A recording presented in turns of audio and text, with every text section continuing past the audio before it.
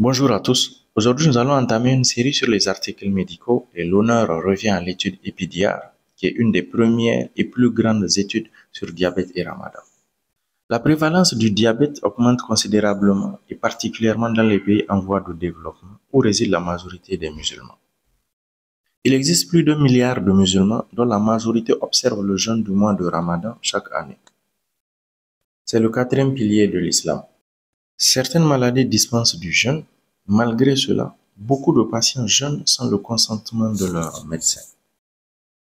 Les objectifs étaient de déterminer les caractéristiques des patients et d'évaluer les soins dans les pays à forte population musulmane.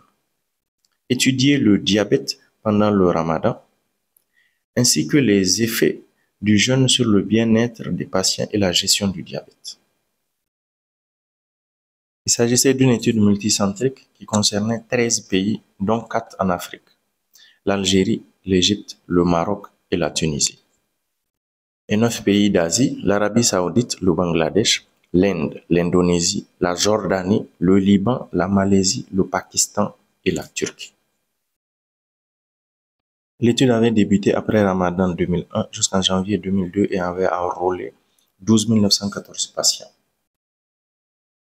Seuls 12 243 patients étaient retenus pour l'étude. Étaient inclus les diabétiques type 1 et type 2 capables de remplir un bref questionnaire sur leur maladie et leurs soins de santé. Et étaient exclus les patients nouvellement diagnostiqués et les patients hospitalisés. La collecte de données passait par un questionnaire rempli lors d'un entretien en face à face et comprenait 4 points. Le premier point portait sur les données socio-démographiques, le type de diabète, la durée de la maladie, l'existence de complications et de comorbidités. Le second point portait sur le traitement actuel, la fréquence et le type de suivi. Le troisième point portait sur l'activité physique, les apports alimentaires et liquidiens, les habitudes de sommeil et le poids. Le quatrième point portait sur les conséquences de la période de Ramadan en ce qui concerne le changement de mode de vie, de traitement et de la fréquence des hypo- et hyperglycémies. Toutes les analyses statistiques ont été effectuées à l'aide du SAS Progiciel version 8.0 et un niveau de probabilité de 0,05 a été considéré comme significatif. Au chapitre des résultats, le nombre de patients variait de 757 pour le Maroc à 1357 pour le Bangladesh. 9 patients sur 10 étaient diabétiques de type 2. La proportion des DT1, DT2 était similaire dans la plupart des pays. Au chapitre des caractéristiques démographiques et cliniques, on notait une légère prédominance féminine. La population était relativement jeune, avec un âge moyen de 31 ans pour les DT1, 54 ans pour les DT2. On notait une courte durée de la maladie, 10 ans pour les DT1, 7,6 ans pour les DT2.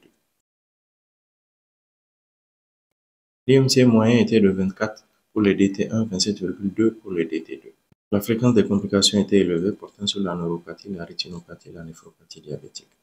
L'hypertension artérielle et la dyslipidémie étaient les comorbidités les plus notées, autant pour les DT1 que pour les DT2. 8 diabétiques sur 10 vivaient en zone urbaine.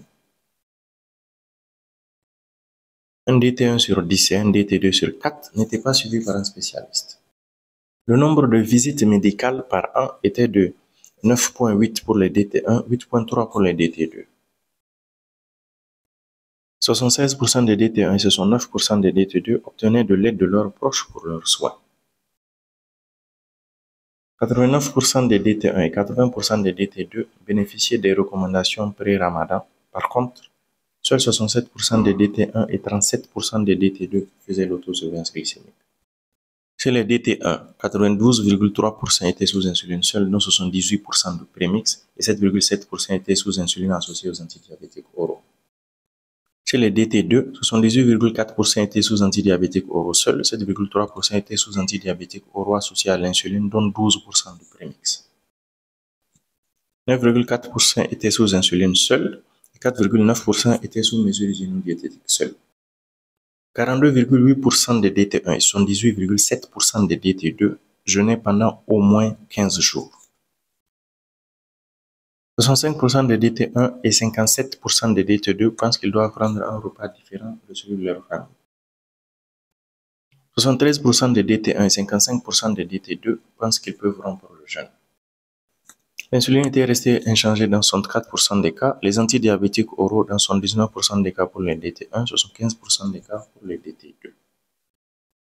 L'hypoglycémie sévère était moins fréquente durant le ramadan, avec un taux de 2% contre 9% avant le ramadan.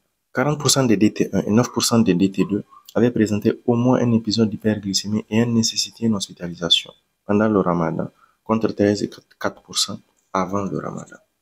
Le nombre de dysglycémies par mois et par patient avait significativement augmenté. L'hypoglycémie sévère lors de la modification des antidiabétiques aurait été de 38,4% contre 19,4% en dehors de toute modification. Elle passait à 55,3% en cas de modification de l'insuline et 64,7% en cas de modification de l'activité physique. Au chapitre des discussions, le diabète de type 2 semblait un peu plus fréquent chez la femme dans les pays européens et arabes. Cela pourrait s'expliquer par un biais de sélection. La population étudiée était principalement urbaine, avait une faible activité et n'avait aucune tradition sportive. La prévalence du jeûne pendant le ramadan était de 43% chez les DT1 et 86% chez les DT2. 50% des patients n'avaient pas modifié leur mode de vie. Un patient sur 4 traité par antidiabétique oral et un patient sur 3 traité par insuline avaient modifié la posologie de leur traitement. L'incidence globale des hypoglycémies était basse. Cela peut être en raison de la méconnaissance des symptômes par le patient, le recours limité aux thérapies intensives, l'insuffisance de la surveillance glycémique et aussi une restriction de la définition de l'hospitalisation. L'étude EPIDIAR présentait des limites. La forte proportion de DT1 en Arabie Saoudite illustre probablement un biais de sélection, parce que dans les centres spécialisés en diabétologie, la norme des soins peut représenter l'extrémité supérieure de ce qui est disponible. La collecte des données sur le mode de vie, le régime provenait de la déclaration du patient qui ne peut être entièrement fiable. La validation des complications et comorbidités reposait sur la vérification du dossier médical, ce qui pourrait expliquer les différences observées dans la fréquence. L'hypoglycémie grave définie par une hospitalisation était un point difficile qui pourrait être résolu à partir des dossiers médicaux. En conclusion, on dira que la grande proportion des diabétiques jeûneurs représente un défi pour les médecins qui doivent fournir une éducation plus intensive avant le jeûne et mettre l'accent sur la surveillance plus étroite de la glycémie.